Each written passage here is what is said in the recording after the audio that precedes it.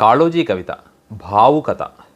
గుండె కొట్టుకున్నంతసేపే బ్రతుకు, నాడి ఆడిందాకే ప్రాణం, కండ్లల్లో పదనున్నంత వరకే చూపు, జనం ఉన్నంతసేపే జగత్తు. ఇవన్నీ ఒక ఎత్తు, భావుకత ఎత్తు. భావుకత లేకుంటే బండబారుతుంది బ్రతుకు, కంటిలోని తడి ఆరిపోతుంది, గుండెలు చిమ్మే రక్తములో బలముండదు, నాడుల ఆటలలో పస ఉండదు, జనములో జవ ఉండదు, జగత్తులో మహత్తుండదు. అయినా భావుకత సంజీవని వంటిదే. ఆహారం మాత్రం కాదు, మూర్ఛిల్లిన యోధుణ్ణి లేపి యుద్ధం చేయిస్తుందది. పూట పూటకు పుట్టుకొచ్చే ఆకలిని తీర్చే అన్నం కాదది.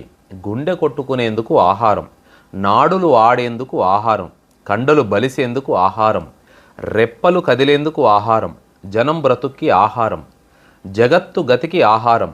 జగత్తుకు, జనానికి, గుండెకు, నాడికి, కండకు, కంటికి ఆహారం ఆది పునాది. భావుకత శిఖరం పరమావధి.